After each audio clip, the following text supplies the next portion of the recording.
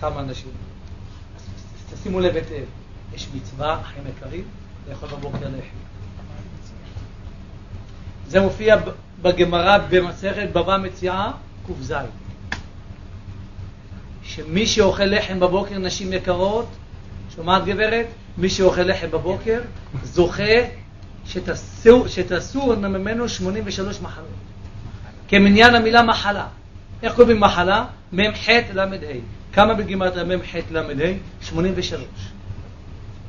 מי שאוכל לחם בבוקר, לחם ומחלה זה אותם אותיות. הלחם, תקראו את המילה לחם מהסוף להתחלה. הלחם, מה קיבלתם? מחלה. הלחם מהסוף. מחלה. מי שאוכל לחם בבוקר, נשים יקרות שחוששות להיות שמנות, אבל להפך, מי שאוכל לחם בבוקר היא תהיה רזה. למה? כי רבותינו אומרים שהיא ממהרת את היציאות. ב' חז"ל אומרים היא הורגת את הקינה. מה זה קינה? לא קינה שבצע קינים ובצע, כן? הקינים זה השם ישמרנו, יש חיידקים שנכנסים לאדם בזמן שהוא אוכל ירקות. אז השם ישמרנו על ידי שהאדם אוכל את הפת שחרית, הקינים מתות שם. 3, מבטלת מידת הכעס. 4, גורמת לאדם, מבטלת מידת הכעס. 4, מבטלת מאדם, גורמת לאדם שיואב את אשתו יותר. 5, מצילה את האדם מהצטננות. 6, מצילה את האדם מלהיות חם, שנשמרנו.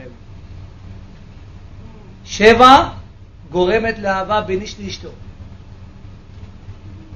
ככה חז"ל מנו 13 מתנות למי שאוכל בבוקר לחם. אבל כולם, בפרט הציבור הדתי, לא אוהב לאכול לחם. למה? בפרט הציבור הדתי. ברכת המזון. עד שניטול ידיים, עד שאני אעשה ככה, מרן ראש ישיבה אמר לעשות ככה. מרן ראש ישיבה אמר שעושים נטילת ידיים לחבר את שניהם. ככה מרן ראש ישיבה אמר. ואם אתה עושה ככה, הכסף שהשם זורק לך, הוא לא ייפול. תפוס טוב, ככה עושים הפרסים. הפרסים עושים הכי חזק. ככה שלא ייפול אפילו בטעות, זה אחד למטה. אבל אנחנו הסטנדרטים ככה, זה מרגיל. אם נפל איזה שקל 2, מיד תופסים אותו מיד. אחרי הנטילה עצמה. בנטילה. ברוך אתה השם אלוקינו מלך העולם, תמיד יד ימין מעל השמאל. ברוך אתה השם אלוקינו מלך העולם, אשר קדשנו במצוותיו וציוונו, תמשיכו. על נטילת ידיים. אם הבן שלך בבוקר לא נוטל ידיים, הבטחה אני מודיע כרגע שהבן יהיה רעב כל היום. מי שלא נוטל ידיים בבוקר, זה סגולה להיות רעב כל היום. של מה? של התומה או של המוציא? של התומה בבוקר. של המוציא, הסברתי את הטיפים. בואו ננסה מחר. נהיה גיבורים, נאכל מחר 2 פרוסות. לא צריכים 4. 2 פרוסות. אני אומר לכם, אחים יקרים, זה גם מביא זיכרון לאדם.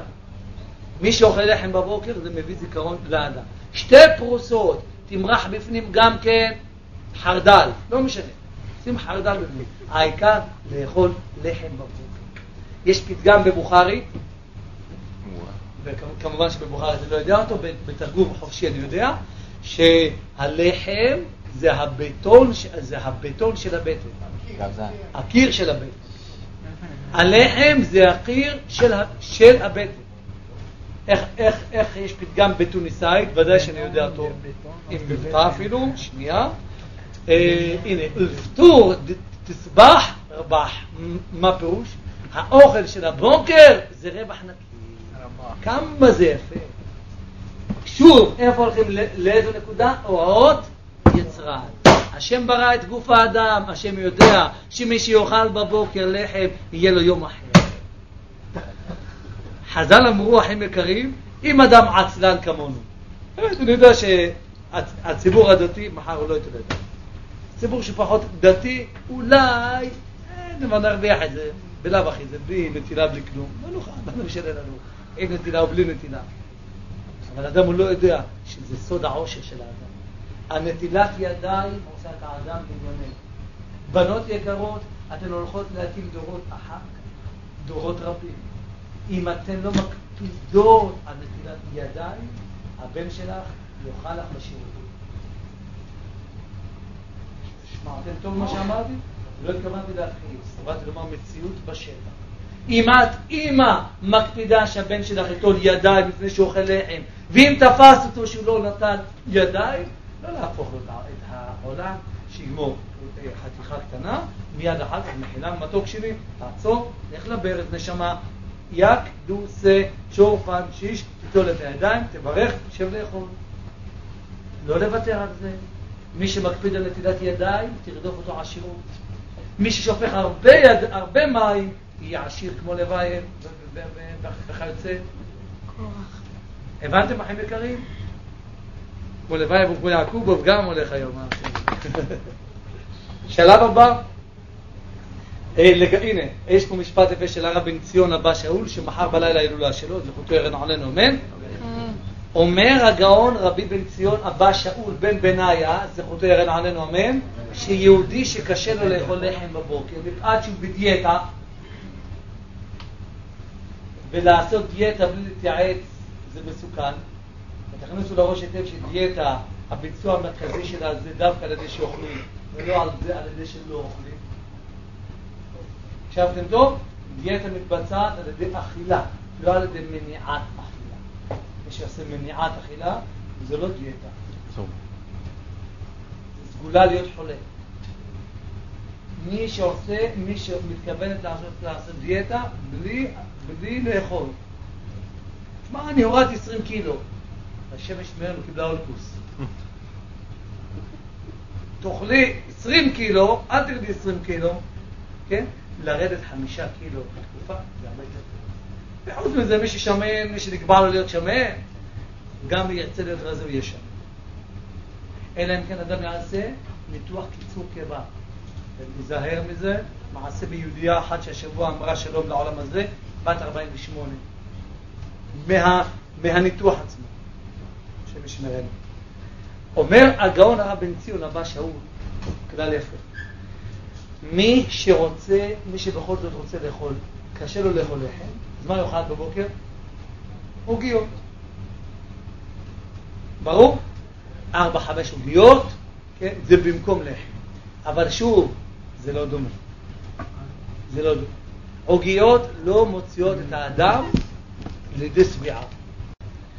אומר הרב, אחים יקרים, אסור לאכול דבר חריף מאוד. מרן ראש הישיבה אומר, מי שאוכל מאכלים חריפים, זה סגולה למה? לחורר את הקיבה. מי שאוכל מאכלים חריפים, זה סגולה לחורר את הקיבה שלו. דבר שני. איך? מעט, חריף מעט פעם בשבת. מעט לא?